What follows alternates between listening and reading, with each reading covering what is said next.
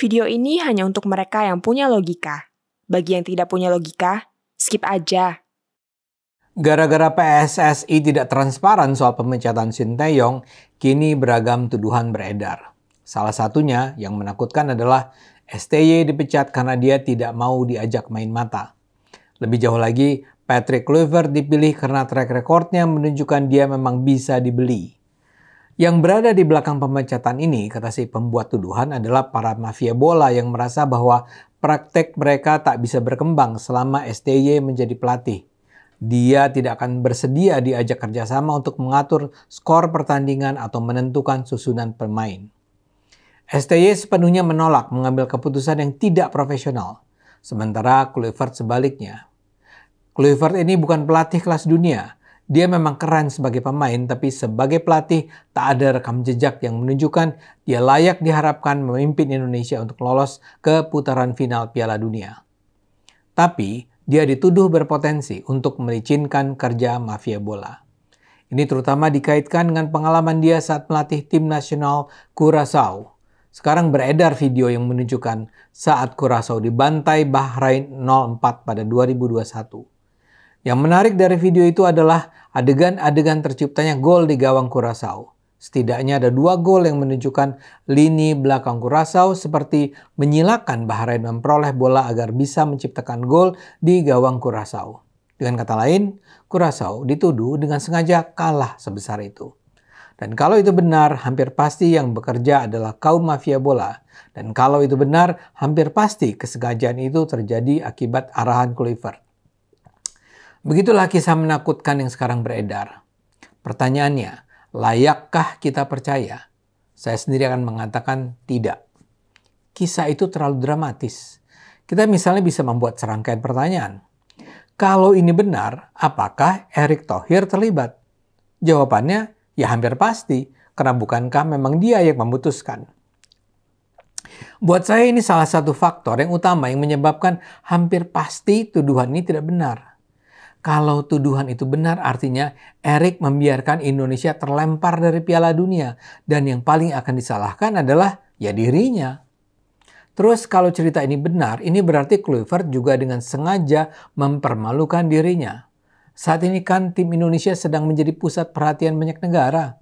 Kekaguman publik internasional terhadap Indonesia di era STY sangat lazim kita bisa temukan di medsos.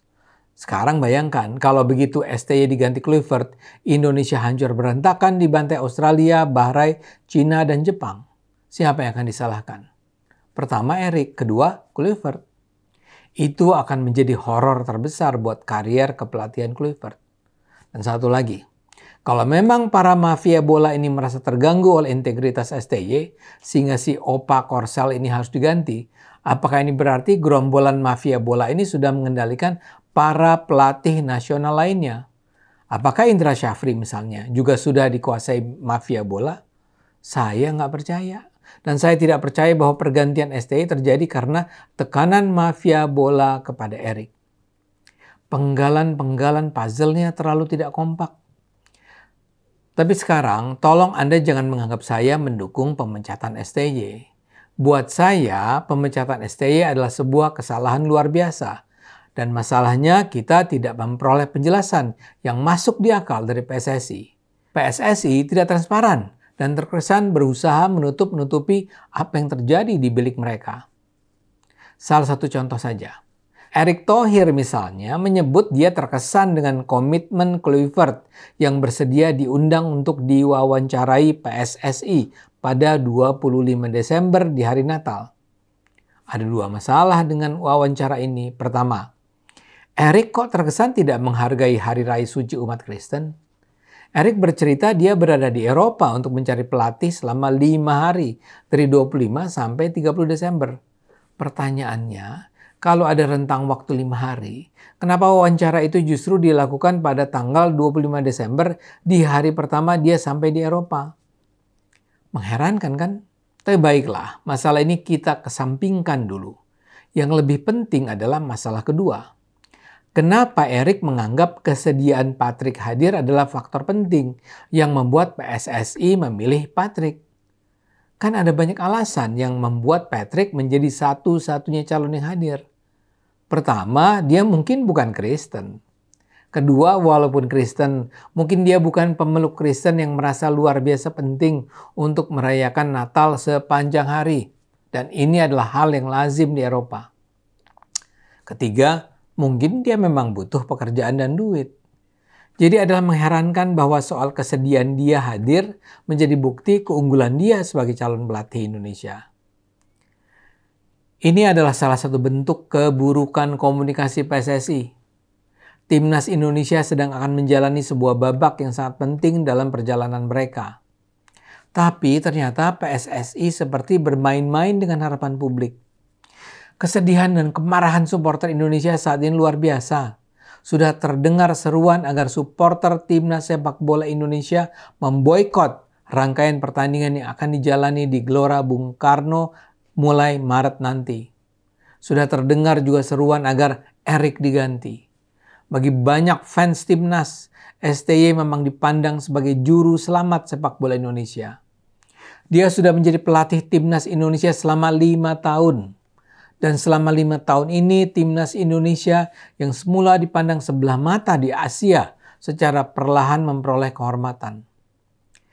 Memang ini terjadi terutama setelah STY berhasil meramu para pemain naturalisasi dari Eropa untuk membela panji-panji Indonesia di berbagai turnamen.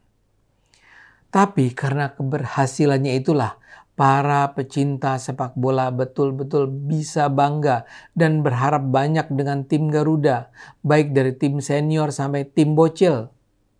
Kalau Anda baca banyak komentar dari para netizen dan komentator asing di media sosial terutama, juga terlihat kekaguman mereka pada tim sepak bola Indonesia. Baru kali ini, betul-betul baru kali ini, bayangan tentang tim Indonesia bermain melawan Argentina, Spanyol, Prancis, Belanda, Brasil bisa hinggap di kepala. Ketika tahun lalu Indonesia ikut dalam putaran ketiga babak penyisihan Piala Dunia, masyarakat semua masih skeptis.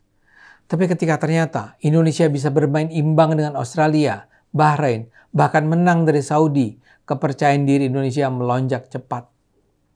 Karena itulah masyarakat berani berharap dalam 4 sisa pertandingan Indonesia bisa menang 3 kali dan mungkin draw dengan Jepang.